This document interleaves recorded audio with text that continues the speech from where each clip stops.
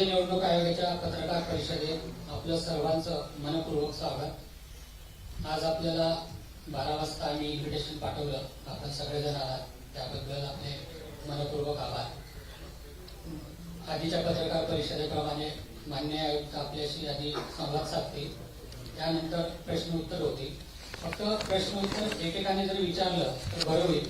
मागच्या वेळेस कोण काय विचारत होतं हे लक्षात येत नव्हतं, त्याच्यामुळे आपल्यालाही व्यवस्थित विचारता येईल आणि उत्तरही व्यवस्थित देता येतील। त्याच्यामुळे आपल्या सगळ्यांना ही नम्र विनंती आहे की एकेकाने विचारावं। हा, ते करणार आहे। हो, हिंदी आणि इंग्रजीवर फक्त शेड्यूल आपण हिंदी आणि इंग्रजीमध्ये आपल्याला शेड्यूल आणि थोडक्यात माहिती सांगितली। आजच्या पत्रकार परिषदेत माननीय राज्य निवडणूक आयुक्त दिनेश वाघमारे, राज्य निवडणूक आयोगाचे सचिव सुरेश काकाणी, उपायुक्त राजेंद्र पाटील, उपसचिव सूर्यकृष्ण मूर्ती उपस्थित आहेत। आता आपण पत्रकार परिषदेला सुरुवात करूया। माननीय राज्य निवडणूक आयुक्त यांना मी विनंती करतो की यांनी पत्रकार परिषदेला सुरुवात करावी। नमस्कार। प्रसार माध्यमांच्या सर्व प्रतिनिधींचं मी स्वागत करतो।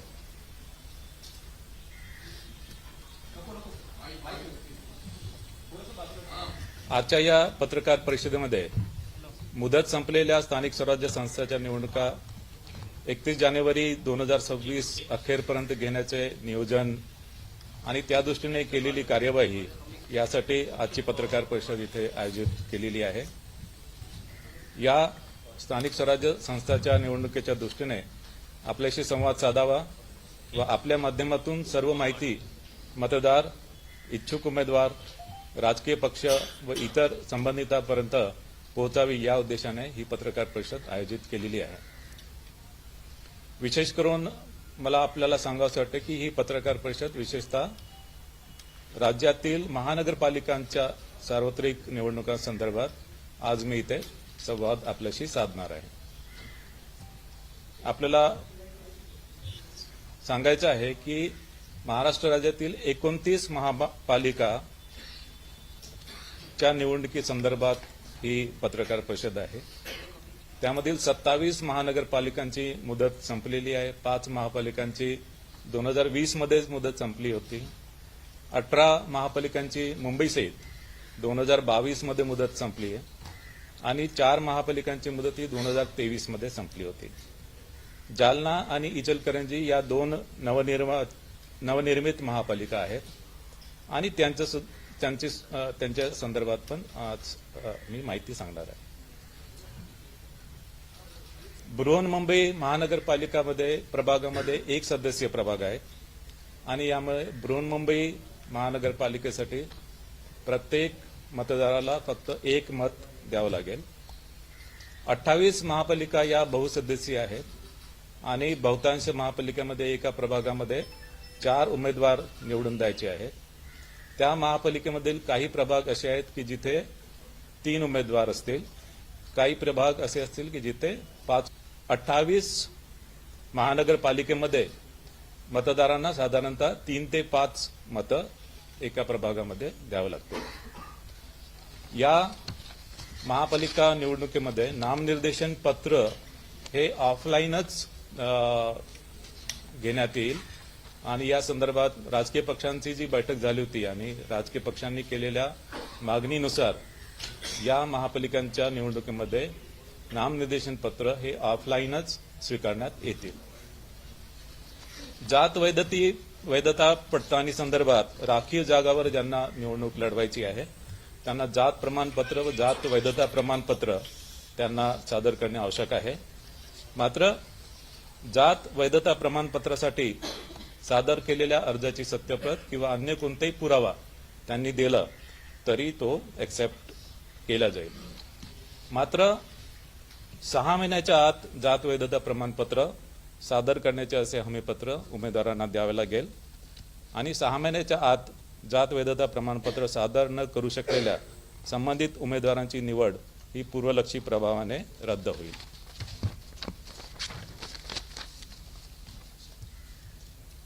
या निवडणुकीमध्ये एकूण मतदार हे 3,48,78,017 असणार आहेत.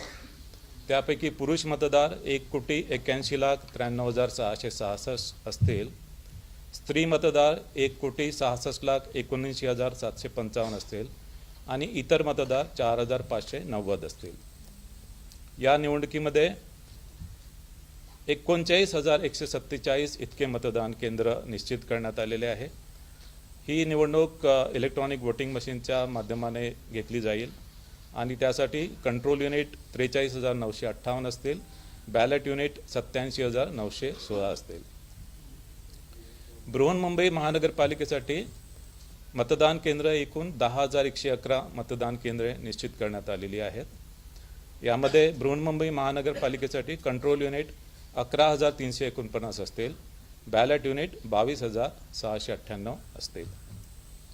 या निवडणुकीसाठी जी मतदार यादी वापरणार आहोत त्यासाठी 1 जुलै 2025 ही अधिसूचित केलेल्या दिनांकाला असलेली मतदार यादी यासाठी वापरत आहोत आणि 1 जुलै 2025 ची मतदार यादी ही प्रभागनिहाय विभाजित करण्यात आलेली आहे आणि ही मतदार यादी ही भारत निवडणूक आयोगाकडून घेतलेली मतदार यादी असल्यामुळे या मतदार यादीमधील कुठलेही नाव डिलीट करणे किंवा कुठलेही नाव त्यामध्ये ॲड करणे याचे अधिकार राज्य निवडणूक आयोगाला नाही आहेत. मात्र चुकीने एका प्रभागामधील मतदार दुसऱ्या प्रभागामध्ये जर गेले असतील ते बदल करण्याचे अधिकार आहे. टंकलेखनामधल्या किंवा लेखनिकांच्या काही चुका असतील त्यासुद्धा दुरुस्त करण्याचे अधिकार आहेत. आणि विधानसभाच्या मतदार यादीमध्ये नाव आहे मात्र प्रभागनिहाय मतदार यादीमध्ये नाव नाही आहे ते सुद्धा नावं संमलित करण्याचे अधिकार असतील. या निवडणुकीसाठी मतदार यादीमधील संभाव्य दुबार मतदारांची ओळख केलेली आहे आणि संभाव्य दुबार मतदार यांच्या नावासमोर डबल स्टार असं त्यावर मार्क करण्यात आलेलं आहे. आणि संभाव्य दुबार मतदारांच्या संदर्भात जी प्रक्रिया आहे की संभाव्य दुबार मतदारामध्ये महापालिका आयुक्तांच्या मार्फत संभाव्य दुबार मतदारांच्या घरी जाऊन सर्वेक्षण केलेले आहे आणि त्यामध्ये दुबार मतदारांना विचारून तो कुठल्या मतदान केंद्रावर मत देईल या संदर्भात त्याच्याकडून लिहून घेण्यात आलेलं आहे आणि त्या मतदान केंद्राच्या व्यतिरिक्त इतर कोणत्याही मतदान केंद्रावर त्याला मतदान करू दिलं जाणार नाही. काही मतदार या मोहिमेला ज्यांनी रिस्पॉन्स दिलेला नाही त्यांना ते जर मतदान केंद्रावर मतदान करण्यासाठी आले आणि त्यांचं संभाव्य दुबार मतदार म्हणून नोंद आहे तर त्यांच्याकडून हमीपत्र स्वीकारलं जाईल आणि त्याची ओळख पटवली जाईल आणि ओळख पटवल्यानंतरच त्याला मतदान करता येईल. संभाव्य दुबार मतदार जे आहेत ते काही महानगरपालिकेमध्ये मोठ्या प्रमाणात आयडेंटिफाय झालेत. उदाहरणार्थ बृहन्मुंबई महानगरपालिकेमध्ये साधारणतः 11 लाखाच्या जवळपास संभाव्य दुबार मतदार होते.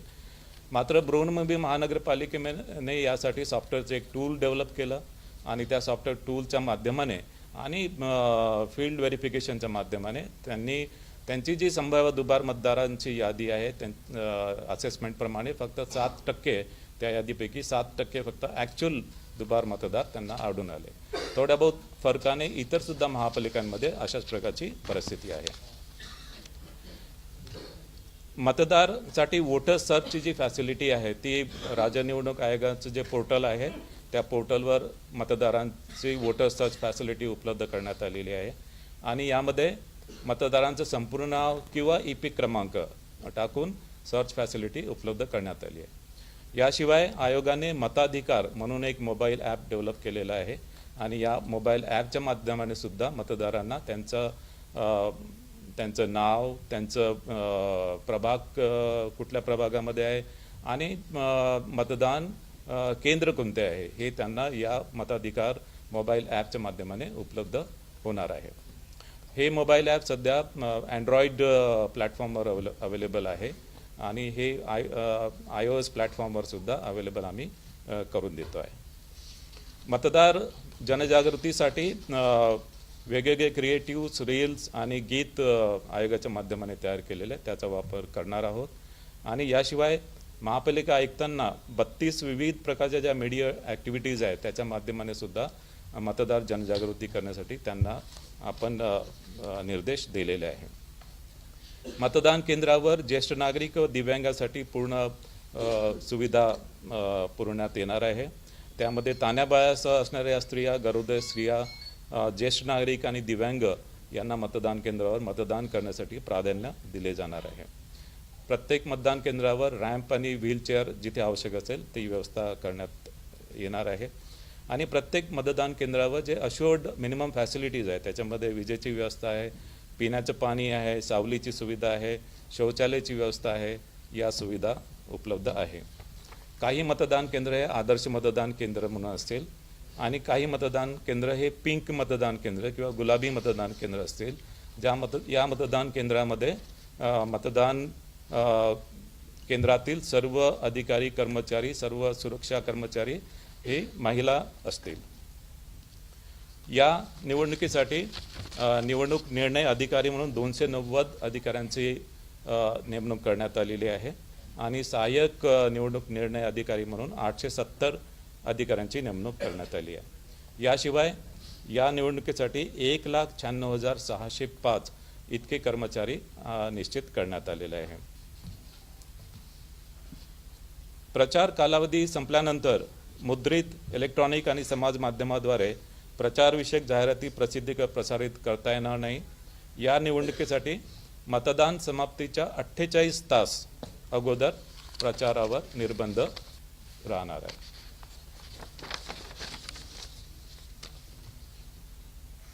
महापालिका स्तरीय माध्यम प्रमाणन व संनियंत्रण समिती स्थापन करण्यात आलेली आहे आणि विविध प्रसार माध्यमातील वृत्तांकनाच्या बाबतीत पाहणीसाठी संनियंत्रण व देखरेख या समितीमार्फत करण्यात येईल. राज्यस्तरीय माध्यम प्रमाणन व संनियंत्रण समितीसुद्धा स्थापन करण्यात आलेली आहे. याशिवाय राजकीय पक्षांशी वेळोवेळी संवाद साधण्यात आलेला आहे. राजकीय पक्षांसोबत बैठका घेऊन त्यांच्यासुद्धा सूचना विचारात घेण्यात आलेल्या आहे. स्टार कॅम्पेनरची संख्या ही 20 वरून 40 करण्यात आलेली आहे. आता मी थोडक्यात आकडेवारी सांगतो. एकूण महानगरपालिका ज्यांची निवडणूक होणार आहे त्या 29 आहेत. एकूण जागा म्हणजे एकूण जागा ज्यासाठी निवडणूक होणार आहे ते 2,869 जागांसाठी निवडणूक होणार आहे. त्यामध्ये महिला 1,442, अनुसूचित जाती 341, अनुसूचित जमाती 77 आणि नागरिकांचा मागास प्रवर्ग 759. एकूण महानगरपालिका 29, एकूण जागा 2,869, महिला 1,442, अनुसूचित जाती 341, अनुसूचित जमाती 77, नागरिकांचा मागास प्रवर्ग 759. या निवडणुकीमध्ये ज्या निवडणुकीच्या खर्चावर जी मर्यादा आहे, बृहन्मुंबईसह अ वर्ग महानगरपालिकेसाठी 15 लाख, ब वर्ग महानगरपालिकेसाठी 13 लाख, क वर्ग महानगरपालिकेसाठी 11 लाख आणि ड वर्ग महानगरपालिकेसाठी 9 लाख. आजपासून संबंधित सर्व 29 महानगरपालिका क्षेत्रात आचारसंहिता लागू करण्यात आली आहे आणि जरी आचारसंहिता या 29 महानगरपालिका क्षेत्रापुरती जरी असेल तरी या महानगरपालिका क्षेत्राबाहेर जर एखादी घटना किंवा एखादा कार्यक्रम किंवा एखादी घोषणा अशा प्रकारे करण्यात आली की जी महानगरपालिकेच्या मतदारांवर प्रभाव करणारी आहे तर त्यावर सुद्धा आचारसंहिता लागू होणार आहे. मात्र ही आचारसंहिता नैसर्गिक आपत्तीच्या उपाययोजना आणि ज्या वेगवेगळ्या प्रकारच्या ज्या डिझास्टर्स येतात त्यासाठी मदतीसाठी ही आचारसंहिता यामध्ये आडकाठी असणार नाही. आता मी निवडणुकीचा कार्यक्रम आपल्याला सांगतो आहे आणि हा निवडणुकीचा कार्यक्रम बृहन्मुंबई महानगरपालिका आणि तसेच इतर महानगरपालिका या दोघांसाठी हा कार्यक्रम मी सांगतो आहे. नामनिर्देशन पत्र स्वीकारणे याचा कालावधी आहे 23 डिसेंबर ते 30 डिसेंबर 2025. 23 डिसेंबर ते 30 डिसेंबर 2025 नामनिर्देशन पत्र स्वीकारण्याचा कालावधी 23 डिसेंबर ते 30 डिसेंबर 2025. नामनिर्देशन पत्राची छाननी होणार आहे 31 डिसेंबर 2025. नामनिर्देशन पत्राची छाननी 31 डिसेंबर 2025. उमेदवारी माघारीची मुदत असणार आहे 2 जानेवारी 2026. उमेदवारी माघारीची मुदत 2 जानेवारी 2026. निवडणूक चिन्ह वाटप व अंतिम उमेदवारांची यादी. निवडणूक चिन्ह वाटप व अंतिम उमेदवारांची यादी 3 जानेवारी 2026. निवडणूक चिन्ह व अंतिम उमेदवारांची यादी 3 जानेवारी 2026. मतदानाचा दिनांक 15 जानेवारी 2026. मतदानाचा दिनांक 15 जानेवारी 2026. मतमोजणीचा दिनांक 16 जानेवारी 2026. मतमोजणीचा दिनांक 16 जानेवारी 2026. आता मी हा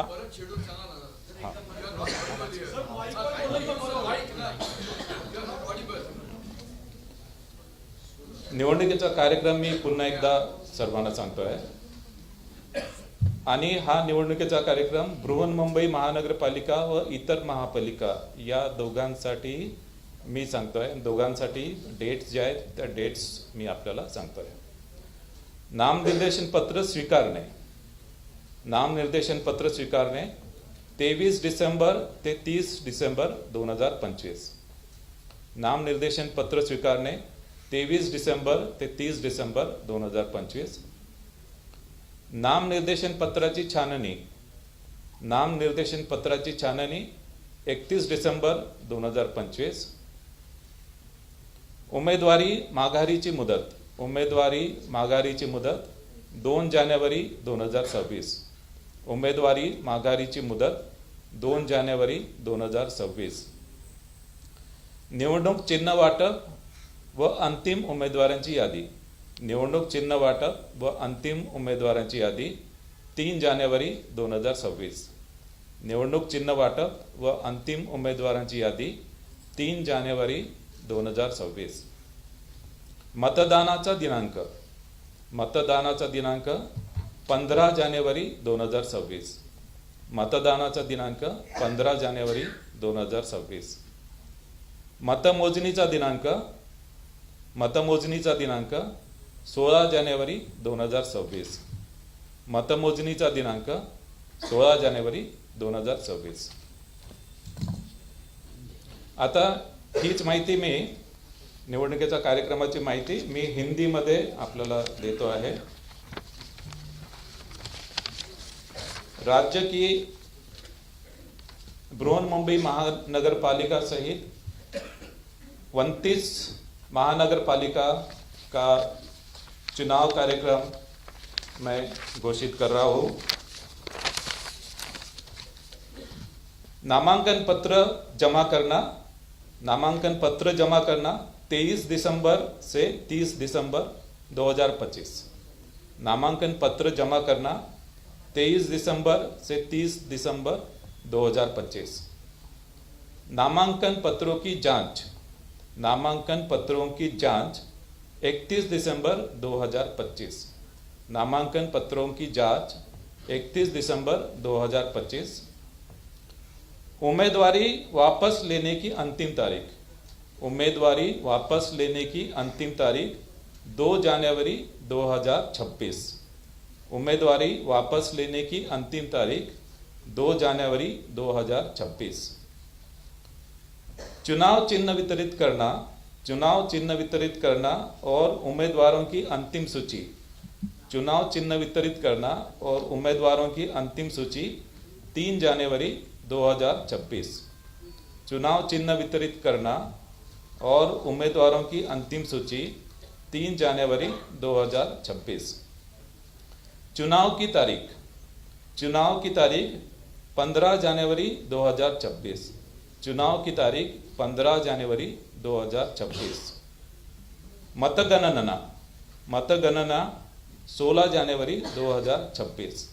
मतगणना 16 जानेवारी 2026. Now I will tell this election program in English. I am declaring the election schedule of 29 municipal corporation in Maharashtra. Filing of nomination 23rd December to 30th December 2025. Filing of nomination 23rd December to 30th December 2025. Scrutiny of nomination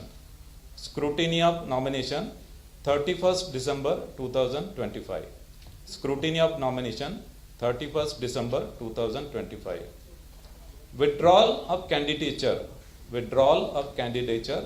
2nd January 2026. Withdrawal of candidature 2nd January 2026. Allotment of election symbol and final list of contesting candidate. Allotment of election symbol and final list of contesting candidate 3rd January 2026. Allotment of election symbol and final list of contesting candidate 3rd January 2026. Date of poll 15th January 2026. Date of poll 15th January 2026. Counting of votes 16th January 2026. Counting of votes 16th January 2026. So this is the election schedule. तर अशा प्रकारे हा निवडणूक कार्यक्रम घोषित करण्यात आलेला आहे आणि यानंतर आपण प्रश्नोत्तराला सुरुवात करू.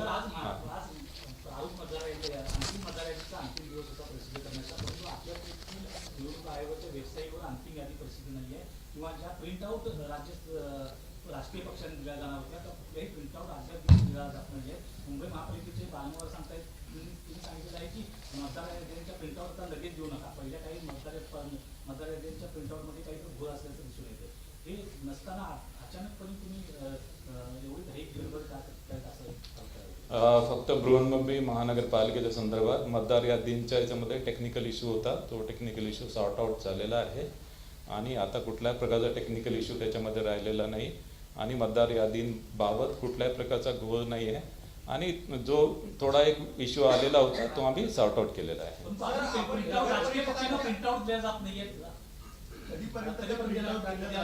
प्रिंटआउट त्यांना आजच आम्ही प्रोव्हाइड करणार आहे सर्व राजकीय पक्षांना. नगर परिषदेच्या निवडणुका ज्या पद्धतीने पुढे ढकलण्यात आल्या होत्या, काही कारणास्तव काही तांत्रिक गोष्टी आढळल्या, न्यायालयामध्ये काही लोक गेली, त्यानंतर त्याची तारीख पुढे ढकलण्यात आली. तशा पद्धतीचा व्यत्यय या महानगरपालिका निवडणूक कार्यक्रमामध्ये येऊ नये यासाठी निवडणूक आयोगाने काही विशेष खबरदारी यावेळी घेतली आहे का? नगर परिषद नगरपंचायतच्या निवडणुकीच्या संदर्भात जी निवडणूक पुढे ढकलल्या गेली त्यामध्ये कारण होतं की त्याच्यामध्ये अपील जे आहे ते अपील ॲक्च्युली ज्याप्रमाणे 3 दिवसाच्या आतमध्ये निघायला पाहिजे होते ते अपील वेळोवेळी निकाली निघालेले नाही आहे आणि त्याच्यामुळे त्यांना जो विड्रॉलचा जो पिरियड आहे तो विड्रॉलचा पिरियड पुरेसा मिळाला नाही. त्याच्यामुळे त्या निवडणुका पुढे ढकलण्यात आल्या होत्या. यामध्ये नगरपरिषदेमध्ये 6,800 जागांसाठी निवडणूक होती आणि जी निवडणूक पुढे ढकलण्यात आली ती 154 जागांसाठी, ते फक्त 2% जागांसाठी ती निवडणूक पुढे ढकलण्यात आली होती. महानगरपालिकेच्या संदर्भात कुठल्याही प्रकारचा कायदेशीर विषय किंवा कुठल्याही प्रकारचा याच्यामध्ये ॲनोमली होणार नाही याची पूर्ण आम्ही दक्षता घेतली आहे आणि पूर्ण दक्षता घेऊनच हा कार्यक्रम आम्ही जाहीर केलेला आहे.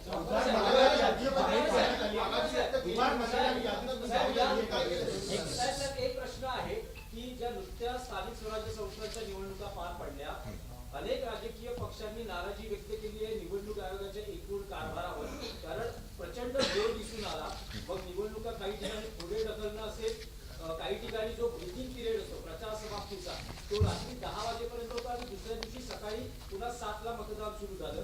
परत निवडणुकीचा निकाल घोषित करणं सुद्धा तुम्हाला 21 तारखेला ती तारीख पुढे ढकलावी लागली. या सगळ्या कारभारावर अनेक राजकीय पक्षांनी नाराजी व्यक्त केलेली आहे.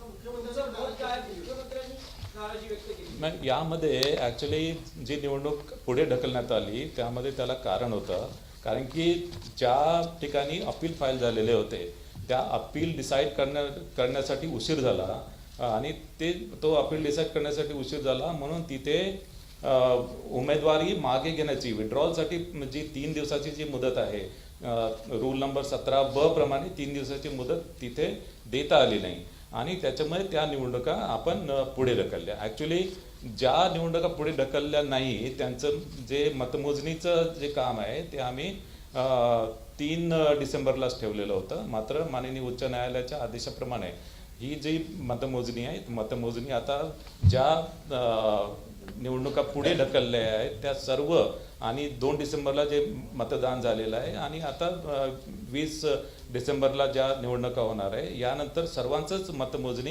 ही 21 डिसेंबर रोजी होणार आहे. नगरपालिका निवडणुकीसाठी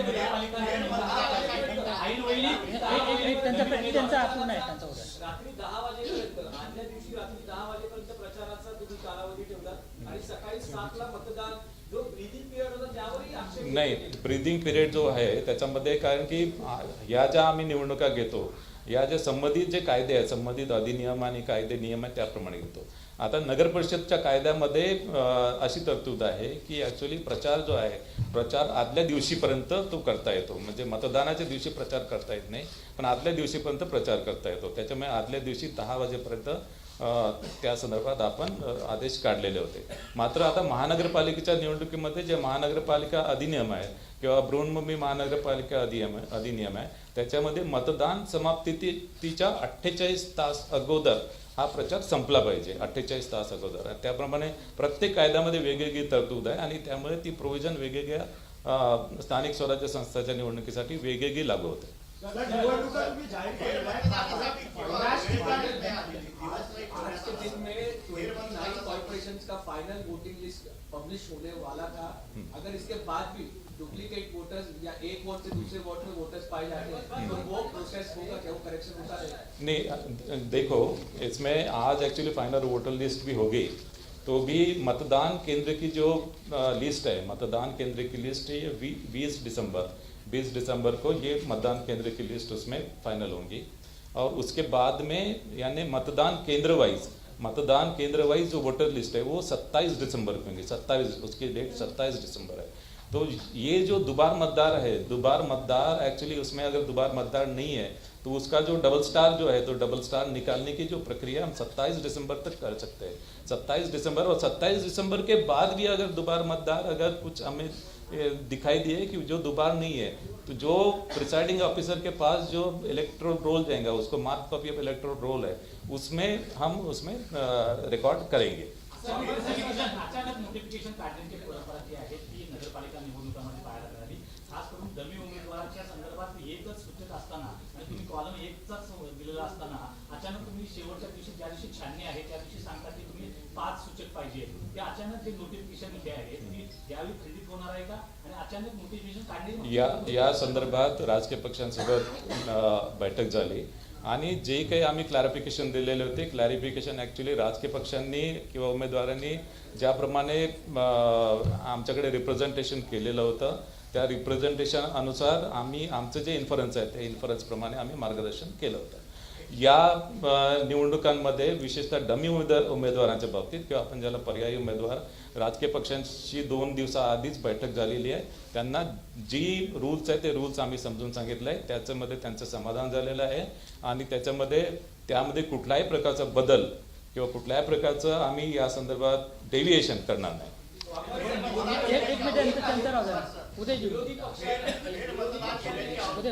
मतदार याद्यांमधल्या घोळासंदर्भात अनेकदा तुमच्या भेटी घेतलेल्या आहेत. त्यात अनेक राजकीय पक्ष आहेत.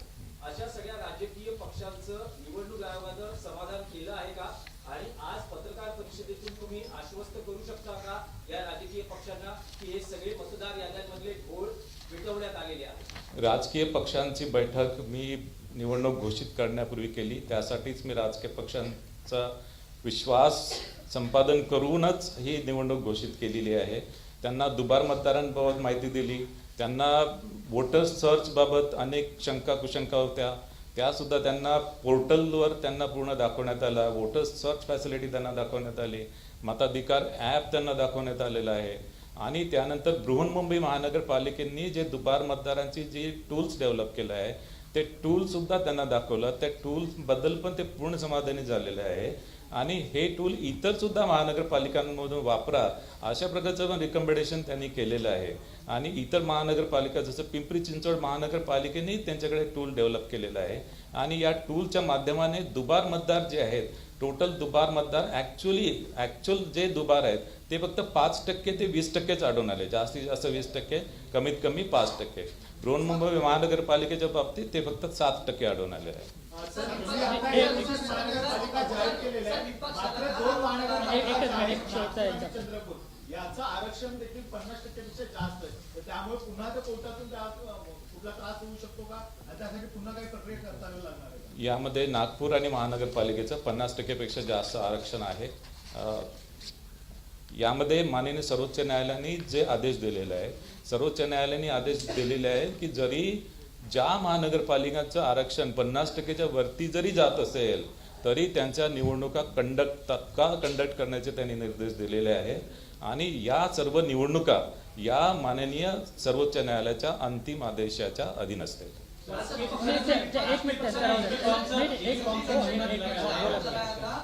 वोट चोरी हुई है विधानसभा चुनाव में. इस टाइम पे भी विपक्ष जो लगातार ये आरोप लगा रहा है कि कहीं ना कहीं जो इलेक्शन यादी है उसके अंदर कहीं ना कहीं घोटाला है और उसके अंदर पूरी क्लियरेशन के बाद ही कहीं ना कहीं चुनाव किया जाए. तो क्या पूरी चीज प्रक्रिया जो है पूरी कर ली गई है? देखिए, ये जो एक्चुअली जो वोटर लिस्ट जो है, वोटर लिस्ट हम 1 जुलाई 2025 की जो वोटर लिस्ट है वो actually election commission of India की जो वोटर लिस्ट है वही हम यूज़ कर रहे हैं.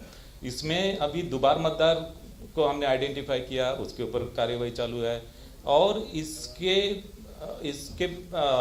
इसमें और एक ऐसी आपत्ति है कि एक्चुअली जैसे नवी मुंबई महानगर पालिका में एक ऐसा हमको इसमें रिप्रेजेंटेशन आया था कि महापालिका आयुक्त है, महापालिका आयुक्त के घर में 150 मतदार दिखाई दिए. लेकिन एक्चुअली उसमें हमने उसका इन्वेस्टिगेशन किया. उसमें ऐसा है कि वहाँ पे जो सेक्शन एड्रेस है वो सेक्शन एड्रेस एक्चुअली वो एक्चुअल वोटर का एड्रेस नहीं होता है. सेक्शन एड्रेस एक लैंडमार्क टाइप का होता है. उसमें 2-3 लैंडमार्क ऐसे उसमें मेंशन होता है और वो एक्चुअली सेक्शन एड्रेस के अगेंस्ट में वो 150 मतदार उसमें निकले थे. यानी ऐसा नहीं कि हर मतदार का जो एड्रेस है वो महानगर पालिका आयुक्त का निवास स्थान ऐसे नहीं था. वो एक है. दूसरा ऐसा उसमें और एक एक्चुअली उसमें रिप्रेजेंटेशन आया था कि वहाँ पे नवी मुंबई महानगरपालिका में टॉयलेट में एक्चुअली 10 मतदार दिखाई दिए. लेकिन एक्चुअली वो जो टॉयलेट की जो बिल्डिंग थी, टॉयलेट की बिल्डिंग के ऊपर फर्स्ट फ्लोर और सेकंड फ्लोर वहाँ पे एक्चुअली लोग रहते थे और वहाँ पे तब वो रजिस्ट्रेशन हुए थे. और इसके कारण वो एक्चुअली टॉयलेट का एड्रेस वो टॉयलेट के ऊपर रहते थे फर्स्ट और सेकंड फ्लोर. बाद में वो वहाँ से निकल गए. तो ऐसा बाकीच्यांना पण I think this side will take it. सरकारी अफसर जो होते हैं जो आपकी नियात दी गई है उससे ज्यादा भी समय तक टीके रहते हैं. चुनाव का जब ऐलान होता है तो इंटरनल ट्रांसफर होता है, घूम फिर के वो तो वहीं रहते हैं. तो क्या ये ईमानदारी से ये चीज पर अमल किया जा रहा है कि आपने जो गाइडलाइंस उन अफसरों की नियुक्ति के लेकर बनाई? नहीं, अफसर के नियुक्ति के लिए गाइडलाइंस है. और एक्चुअली जो अफसर उसको जो 5 साल हो गया है या कुछ केस में 3 साल, कुछ केस में 5 साल, तो उनको वहाँ पे हमने तबादला करने का पॉलिसी है और उसके अनुसार राज्य सरकार ने उनका तबादला किया है. तुम्ही राष्ट्रीय पक्षाने जे EB फॉर्म दिलेला आहे त्या EB फॉर्म मध्ये जे नमुने आहेत त्यामध्ये म्हटलं गेलेलं आहे की कुठल्याही महापालिकेमध्ये थेट महापौर पदाची निवडणूक नाही आहे. परंतु आता तुम्ही जे EB फॉर्मचं नमुने दिले गेलं आहे त्यामध्ये थेट महापौर म्हणजे महापौर पदासाठी देखील नाव लिहिलेलं आहे. नाही, हे चुका नाही आहे. कारण की हे जे सर्व नियम अधिनियम राज्य शासन करते. आता याच्यामध्ये नगर परिषदेमध्ये कधी नगराध्यक्ष पद असते, कधी निघून जाते, त्याच्यामध्ये हे बदल होत राहतात. आणि तसंच म्हणजे महापौर पद जे आहे ते कधी डायरेक्ट इलेक्शन होईल, कधी होणार नाही. आणि त्याच्यामुळे तो जो नमुना जो आहे तो यथास्थिती महापौर जर असेल तर तो महापौरासाठी वापरला जाईल. कारण की हे जे नियम अधिनियम हे आमच्या हातामध्ये नाही आहे. हे ॲक्च्युली राज्य सरकार. आता नगराध्यक्षाच्या बाबतीत कधी नगराध्यक्षाची डायरेक्ट निवडणूक होत होती, कधी नगराध्यक्ष ॲक्च्युली त्यानंतर इनडायरेक्ट त्याचे इलेक्शन होत होतं. आणि त्याच्यामुळे फॉर्मॅट जे आहे ते फॉर्मॅट आपले युनिफॉर्म असायला पाहिजे, एकच फॉर्मॅट असायला पाहिजे, त्याच्यामुळे ती प्रोव्हिजन केलेली आहे. इकडे थांबा एकच मिनिट आता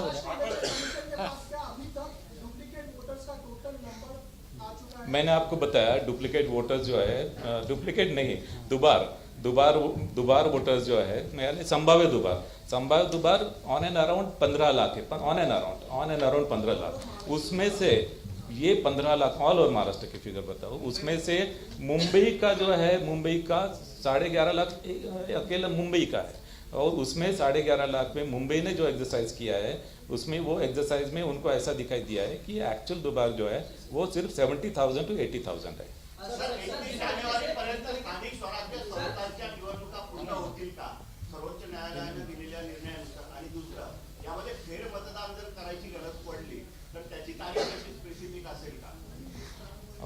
यामध्ये बघा 31 जानेवारी 2026 पर्यंत सर्व निवडणुका घ्यायच्या आहेत आम्हाला। नगर परिषद नगरपंचायतच्या निवडणुका ॲक्च्युली मोस्टली 90% आम्ही घेतलेल्या आहेत, आता 10% शिल्लक आहेत, ते आपण 20 तारखेला घेणार आहे आणि 21 तारखेला निकाल लागणार आहे। सेकंड एक minute, let me complete. Second, महानगरपालिकेचं जे आहे, महानगरपालिकेचं आताच आपण घोषित केलेलं आहे, ते सुद्धा 31 जानेवारीच्या आधी होईल। आता जिल्हा परिषद पंचायत समितीच्या बाबतीत माननीय सर्वोच्च न्यायालयाने आदेश दिलेला आहे की फक्त ज्या जिल्हा परिषद पंचायत समिती याचं रिझर्वेशन जे आहे 50%च्या आतमध्ये जिथे आहे तिथेच तुम्ही घ्या। आता या जिल्हा परिषद पंचायत समिती ज्याच्यामध्ये रिझर्वेशन 50%च्या आतमध्ये आहे त्या फक्त 12 जिल्हा परिषद आहेत आणि या 12 जिल्हा परिषदचं नियोजन आम्ही करतो आहे। आमची अडचण आहे की या निवडणुका जसं विधानसभा लोकसभेच्या निवडणुका असतात त्याच्यापेक्षा खूप कॉम्प्लेक्स या निवडणुका असतात, याच्यामध्ये एकेका प्रभागामध्ये 4 उमेदवार आपल्याला निवडून द्यायचा असतो। नगर परिषद नगरपंचायतमध्ये 1 अध्यक्ष आणि 2 मेंबर निवडून द्यायचा आहे। जिल्हा परिषदमध्ये एक गटासाठी आणि 1 गणासाठी, आणि या इतक्या कॉम्प्लेक्स असल्यामुळे फार मोठ्या प्रमाणात आपल्याला अधिकाऱ्यांची गरज भासते। आणि आता ज्या जिल्हा परिषदा या 50%च्या आतमध्ये आहे, या अशा जिल्हा परिषद आहे तिथे महानगरपालिका सुद्धा आहे, आणि त्याच्यामुळे आणि या बहुतांश पश्चिम महाराष्ट्र, कोकण आणि संभाजीनगर मधील काही जिल्हे यामध्ये येत आहेत, आणि त्याच्यामध्ये त्या जिल्ह्यांमध्ये महानगरपालिका सुद्धा असल्यामुळे आम्हाला अधिकाऱ्यांची जी कमतरता आहे, अधिकाऱ्यांची कमतरता भासते आहे, त्याचं नियोजन आम्ही करतोय।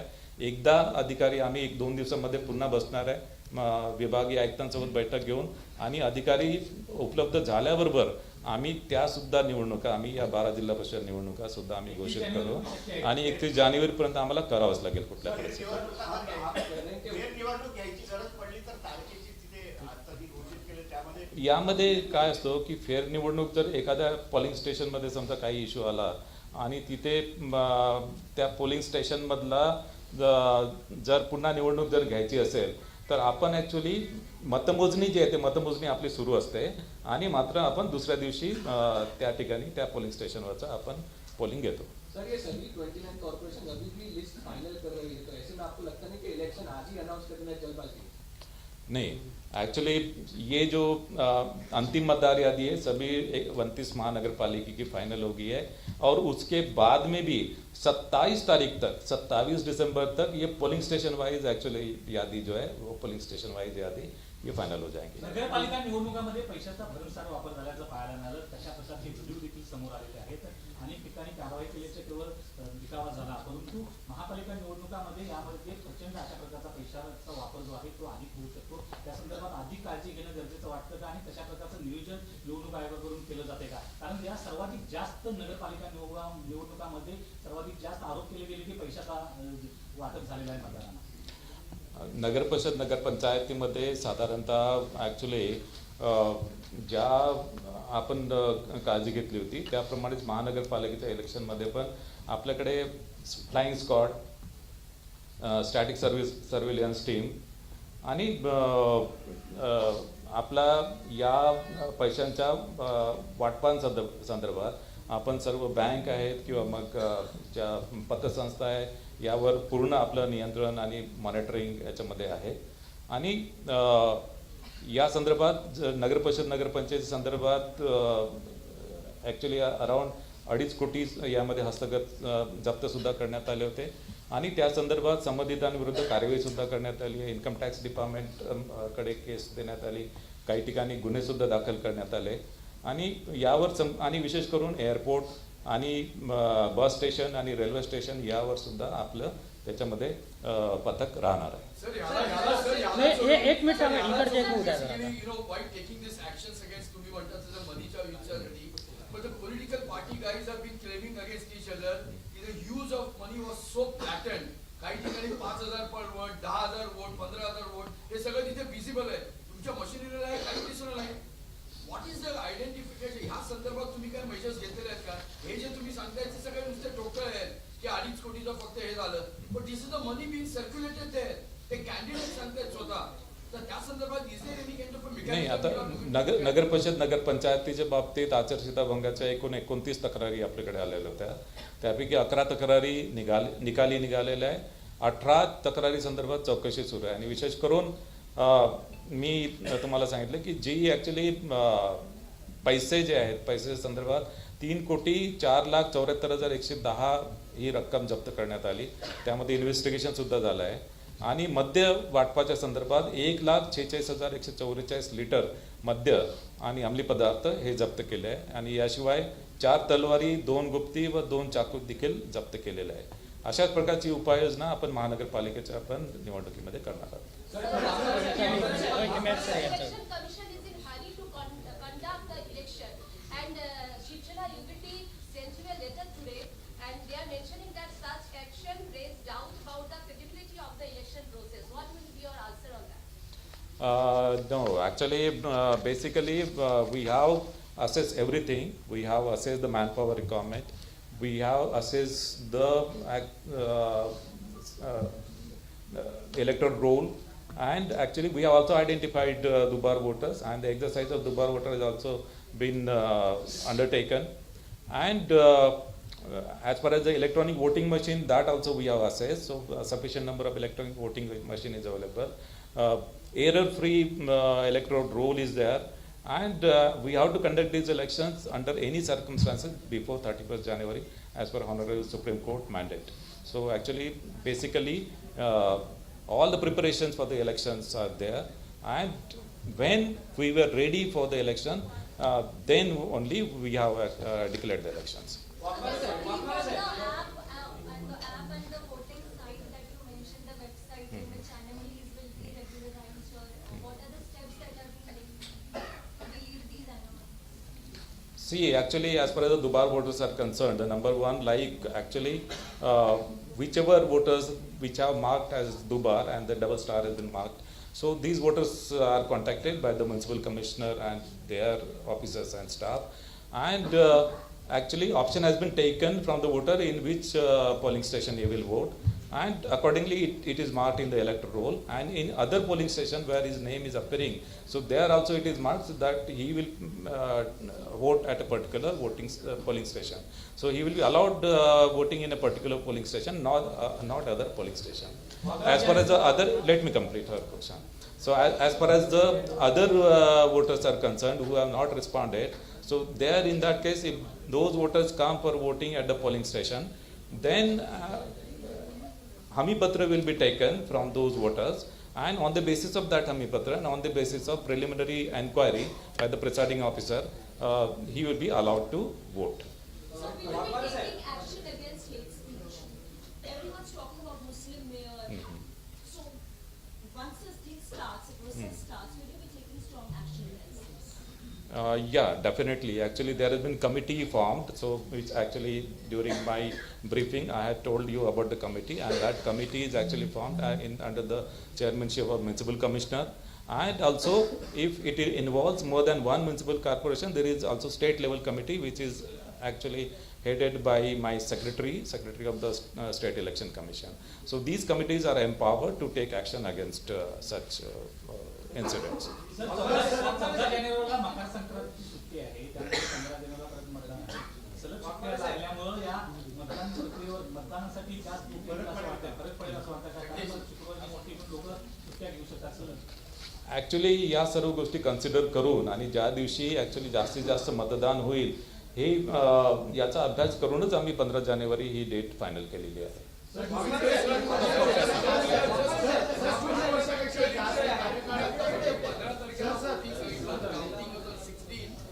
the readers, can you just narrate what's the timing for the counting and what's the timing for the voting? हा एक प्रश्न सर. आणि दुसरा, as you are very much here, the Angar Nagar Parishad election just hogged notoriously the headlines and limelights across.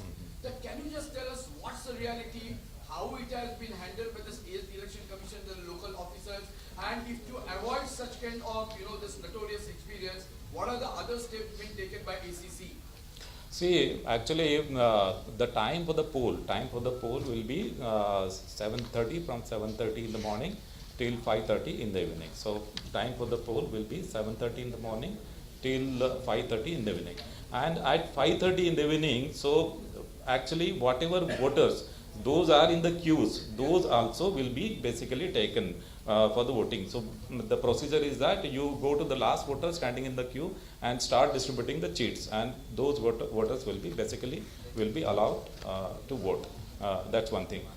Second thing, as per the Angar Nagar Panchayat is concerned, so there were actually complaints about filing of nomination. So there was actually allegations that pressure has been put on that candidate, and that candidate is getting prevented from filing of nomination. So we actually take swift action. So we discussed with the collector and SP, and collector SP provided a lot of security to the candidate, and she was able to file the nomination. So now, but during the scrutiny of the nomination, her nomination was rejected, and actually the scrutiny of nomination is basically a quasi-judicial process, and that only can be challenged in the civil court. So accordingly, the case went to the civil court, and civil court dismissed the case. Waghmare साहेब, एक आहे की या स्थानिक स्वराज्य संस्थांच्या निवडणुकांमध्ये सिंधुदुर्गामध्ये बरेचसे आरोप झाले राजकीय पक्षांकडून की पैसे वाटप खूप मोठ्या प्रमाणावर झालं. या सगळ्या प्रचाराच्या काळात शिवसेना आमदार निलेश राणे यांनी एक स्टिंग ऑपरेशन केल्याचा त्यांचा दावा आहे. भाजप पदाधिकाऱ्याच्या घरी साधारण 25 लाखांची कॅश त्यांनी या काही व्हिडिओ किंवा त्या माध्यमातून दाखवून दिली.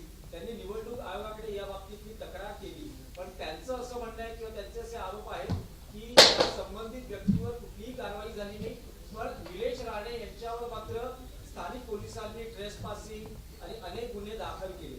त्यांना असं सांगण्यात आलं की निवडणूक आयोगाला स्थानिक निवडणूक अधिकाऱ्यांनी अहवाल दिलेला आहे.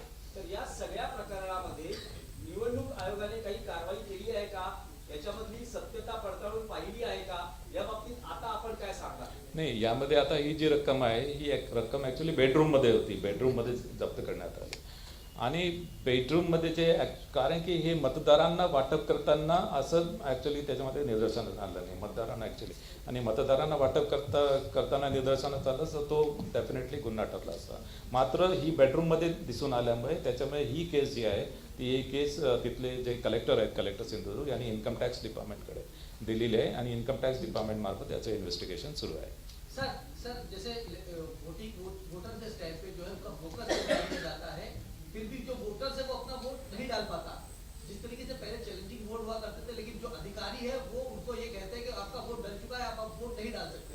तो उन वोटर्स के लिए क्या होगा जिनका ऑलरेडी कोई बोगस वोट डाल के चला जाता है? नहीं, ये जो होता है ना, जो एक्चुअली वोटर्स जो है उसका, वो वोटर्स अगर वोट करने के लिए आता है और वहाँ पे उसको दिखाई दिया कि उसके नाम से और कोई वोट करके चला गया, तो उसमें एक्चुअली उसको जो वोट है उसको टेंडर वोट बोलते हैं. उसको एक्चुअली वो बैलेट पेपर पे उसको वोट करने दिया जाता है, और वो जो पेपर है बैलेट पेपर वो अलग लिफाफे में रखते हैं. सर बहुत सारे अधिकारी जो है वो पहले कहते हैं कि आपका वोट डल चुका है, आप वोट नहीं डाल सकते. नहीं, टेंडर वोट वो कर सकता है, he can actually vote, but his vote will be turned as a tender vote. Sir, I know that there has been always a stipulation from any kind of an ECI officer or from your side that the strong rooms cannot be poached or strong rooms cannot be tampered. But a lot of political parties and those who are individually contesting the elections are making such kind of noise about, somebody is entering there. कालची एक interesting आहे की कोणीतरी उंदरांनी म्हणे ते तोडली वगैरे. The reported that. Maybe truth or not, we don't know. So, can you just tell us what are the arrangements being made basically to keep this entirely secure and have a total safety around this entire strong room? So we have taken sufficient measures for the security of the strong room. Number one, the CCTV cameras. So CCTV cameras have been installed And since actually the electronic voting machine has to kept for a very long time, so the polling was on 2nd, and then actually counting is on 21st. So actually we ensured that these CCTV cameras have got sufficient memory space. And wherever the memory space was not sufficiently available, there we have directed the returning officer to install additional new cameras there so that sufficient memory space is available. And in some of the places, candidates have also put up their CCTV cameras.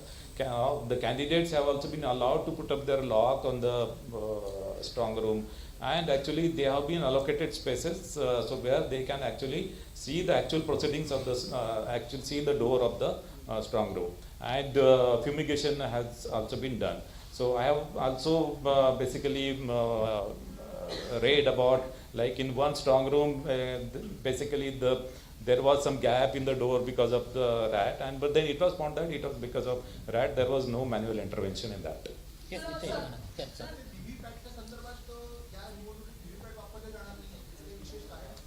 व्हीव्हीपॅटच्या संदर्भात जे आहे, कारण की ही actually multi member election असल्यामुळे आता सध्या जे व्हीव्हीपॅटचं जे डिझाईन आहे ते व्हीव्हीपॅटचं डिझाईन फक्त सिंगल मेंबरसाठी आहे.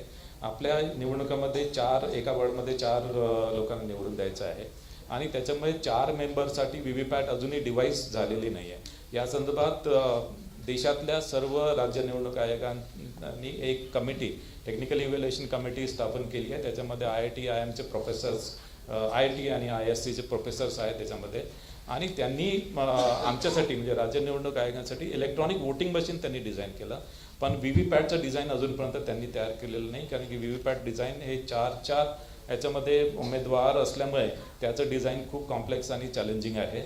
आणि त्यामुळे हे डिझाईन तयार झाल्यानंतर मग ते डिझाईन फिजिबल असेल तर त्याच्यानंतर व्हीव्हीपॅट आपल्याला वापरता येईल. आणि त्याच्यामुळे सध्या जे निवडणुकीचे जे नियम आहेत त्याच्यामध्ये व्हीव्हीपॅट वापरण्यासंदर्भात कोणतीही तरतूद नाही आहे. 2005 मध्ये इलेक्ट्रॉनिक वोटिंग मशीन वापरण्याची तरतूद करण्यात आली होती, मात्र व्हीव्हीपॅट संदर्भात कुठल्याही प्रकारची तरतूद नाही.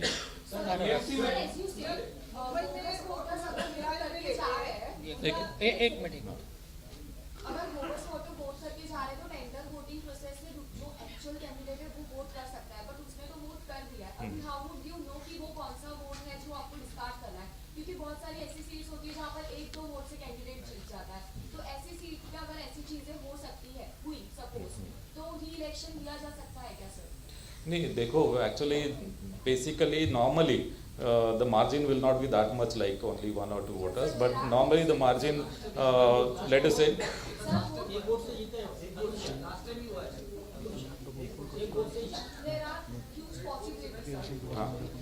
so basically the provision is that whichever tender votes are never counted. So what is like point of like actual candidate is voting, he is giving tender vote, but they are not being counted. So what is the point of actual candidate is voting? Actually when a particular voter votes, when a particular voter votes, so basically which voter as against the tender vote has voted, that's actually difficult to find out. So basically the electronic voting machine will indicate how many total number of votes and how many votes has been polled by each of the candidate. That only information will be available. So but this, how are you finding this bogus voter? So basically bogus voter never vote. see, there is a provision for the bogus voter. So when the voter comes, then suppose if the polling agents are there, so polling agent also are safeguards. So if the polling agent finds that this voter is not the real voter, he is a bogus voter, then they can raise the objection. And if they raise the objection, the presiding officer is empowered to do the summary inquiry. And if in the summary inquiry, if it is found that the voter is bogus voter, then actually, and the case of impersonation is proved, then he is handed over to the police. There are others also. But sir, in majority of एक minute. voters are not even identified now. Only like when real candidate appears, then you come to know this is bogus voter and vote has already been like counted. So what is like procedure? So procedure I already told you. Sir, एक minute madam. Okay हाँ madam.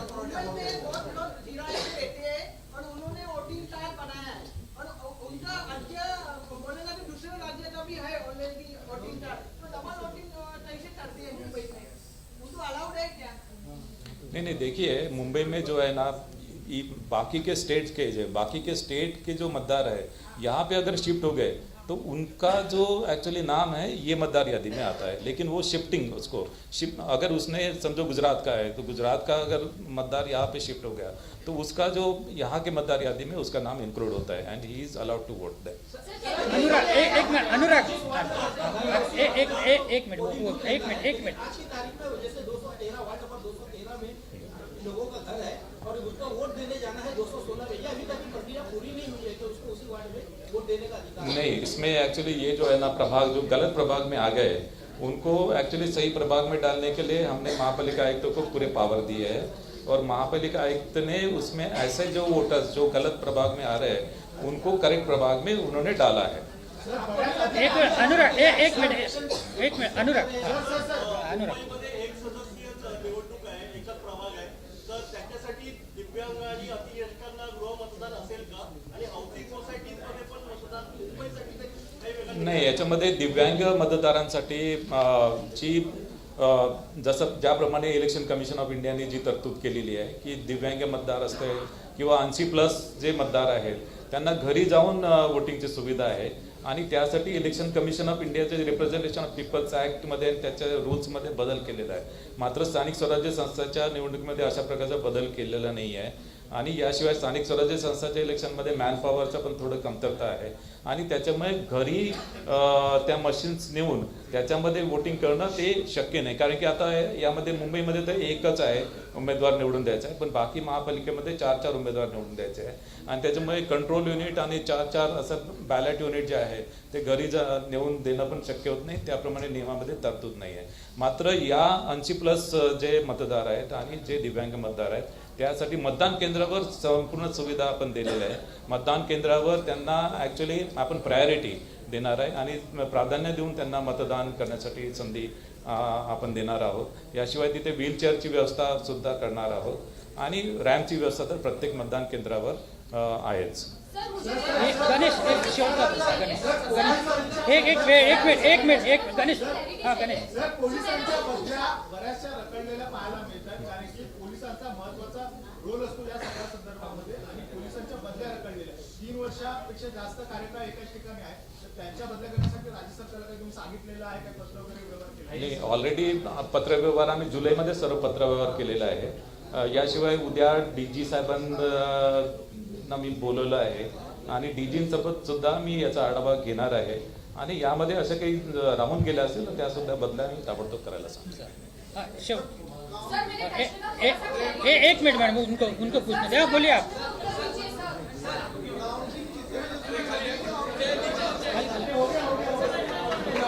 तर आता आपण सर्व चर्चा केलेली आहे, याच्याशिवाय हे एंड नाही आहे। याच्याशिवाय काही प्रश्न असतील तुम्ही पर्सनली माझ्याकडे ज्यांचं समाधान झालेलं नसेल त्यांनी पर्सनली माझ्याकडे या आणि त्याचं मी उत्तर मी देईन।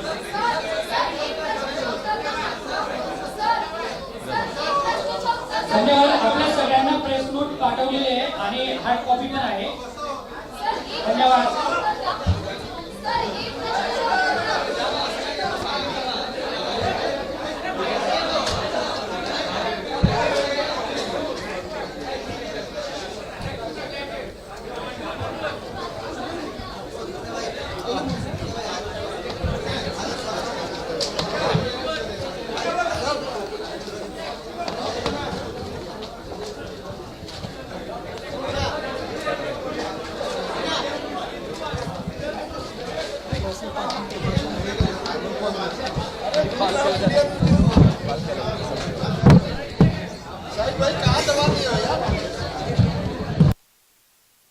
स्थानिक नामनिर्देशन पत्र स्वीकारणे 23 डिसेंबर ते 30 डिसेंबर 2025। नामनिर्देशन पत्र स्वीकारणे 23 डिसेंबर ते 30 डिसेंबर 2025। नामनिर्देशन पत्राची छाननी 31 डिसेंबर 2025। उमेदवारी माघारीची मुदत 2 जानेवारी 2026। उमेदवारी माघारीची मुदत 2 जानेवारी 2026। निवडणूक चिन्ह वाटप व अंतिम उमेदवारांची यादी. निवडणूक चिन्ह वाटप व अंतिम उमेदवारांची यादी 3 जानेवारी 2026.